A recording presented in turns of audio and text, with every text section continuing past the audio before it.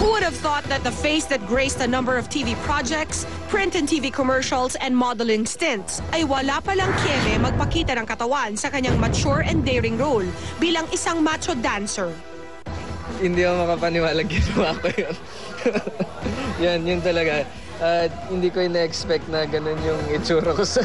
Dahil sa kanyang sensual at mature role na ito, marami tuloy ang nagtatanong, ito na nga ba ang kanyang stepping stone para sa mga mas daring pang pagganap? Ano ang nagtulak sa kanya para gawin ito? Makikipagsabayan na nga ba siya sa mga kaliga niyang young actors kung pagpapakita ng katawan ang pag-uusapan? Pero sa kabila ng mga katanungang ito, this young actor has truly proven his versatility, having evolved from easygoing roles to demanding and challenging ones. With all these tucked under his belt, there is no denying JC De Vera is the newest Kapuso Obra.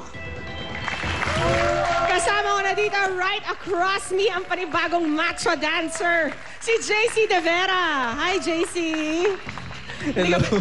O, ba't ka natatawa? Hindi ka pa rin makapaniwala. Kinakabahan. Parang kinikilabutan ako pag napapanood yung sarili ko. Kinikilabutan. First of all, I wanna backtrack a little bit. I wanna know kung ano ba talaga yung nagtulak sa'yo para tanggapin ang isang role ng macho dancer. Hindi po, kasi unang-una, yung show na Obra, parang, di ba, ibig sabihin nun, masterpiece. Yes. So, syempre, kung ikaw yung artist na i-guest nila doon sa Obra, syempre, kailangan ka gumawa ng edgy na character, di ba? Yung at least something na makikilala ka ng tao, mapapansin ka. So, isa to sa mga, actually, na suggest ko. So it became a sort of challenge for you kasi kailangan sobrang challenging. A role na never mo pang ginawa before and something which really will challenge you. And, okay, first off, paano ka natuto mag-macho dancing?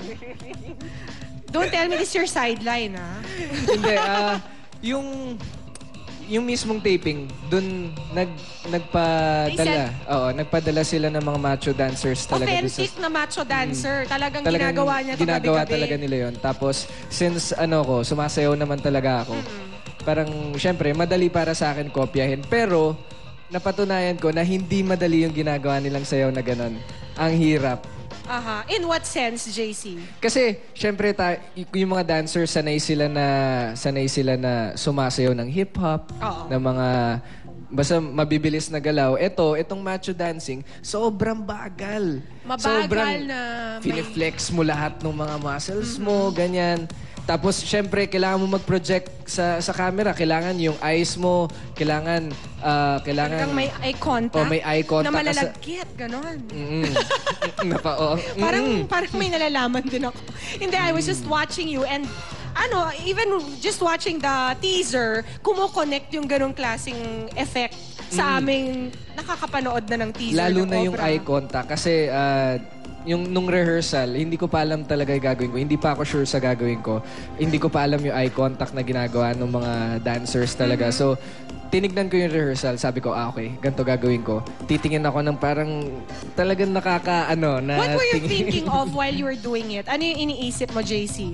Para pampagana or inspirasyon para lalo makalagkit ang iyong mga eye contact? Yung iniisip ko nun, yung outcome nung show.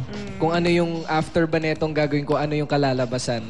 Yun talaga yung iniisip ko. Parang isa yun sa mga bagay na magpupush sa akin. Kasi after neto, after kung gawin yung character na yun, I'm sure maraming magkaka-interest, maraming projects, ganyan. So, and that's my last question na nga to. Ito ba'y hudyat ng iyong pagiging daring for the next projects to come? Or depende? Depende. Pero, on the story and the rule. At least nagawa mo na. If somebody comes up to you and tells you, diba, something daring like this, hindi ka na magdadalawang isip kasi... Tsaka siya, stepping stone siya para sa isang actor na katulad ko para gumawa ng mga ganyan. Para, syempre, maging open ako sa mga matured roles. Diba? Totoo eh. Kasi kung hindi mo susubukan, hindi ka mag-grow eh. Pwede ka ba namin pasamplein? With your clothes on, para naman mabitin sila. At sa Webes, talagang manood sila ng obra ni JC De Vera. Ayan yung mga taga-Showbiz Central. Alam niyo kung ano yung napanood niyo sa VTR, ganun din yung Iba syempre yung live. Paano ba yung ganun-ganun? So, Kailangan may kagat labi na gano'n. Tama na. Okay, so invite our kapusas, JC Fu, to watch your obra. Ayun, syempre, unang-una, gusto ko magpasalamat sa GMA, of course, for giving me this project. Wonderful project talaga. Tapos, yun, gusto ko magpasalamat sa mga directors. Kasi mga naging directors ko dito, si Direk Mac Alejandre, si Direk Jun Lana, si Direk Mario J, tsaka si Direk Joel, na napakagagaling ng mga director. Yan, tapos, of course, si Miss Reggie Magno, yung boss namin, sila Kuya Otep, yan, si Acres, yung mga staff namin. Tapos lahat ng bumubuo ng obra. Yan, maraming salamat. And of course, in-approve to ni Tita Annabel. Hindi ko gagawin to kung hindi pumayag si Tita Annabel. Siyempre. And syempre, it's always the breaks that you're given, di ba? That really makes your talents come out. So, JC, ngayon pa lang, congratulate na kita for Salamat. taking on such a huge challenge. I'm sure it's going to be a success. Actually, ano siya, four different stories. Tapos, This is just the first. ito yung pinakauna. Actually, nagawa ko na yung pangalawa. Kailangan nilang abangan yung 4 na story na yon. Kasi babalik ka dito, i-demo mo yung pangalawang role mo, ha? Oo, i-demo ko naman. Pero promise, as in, matutuwa kayo. Ibang-ibang JC ang mapapanood nyo. Alright. Sobrang nag-mature na ako as an actor. So, kailangan nyo talaga panoorin. Promise. Walang aalis sa Webes. Manonood na tayo ng obra ni JC De Vera. Samantala, from one hunk to another, si Richard Gutierrez merong sikretong gustong isiwalat sa inyo. Panoorin nyo.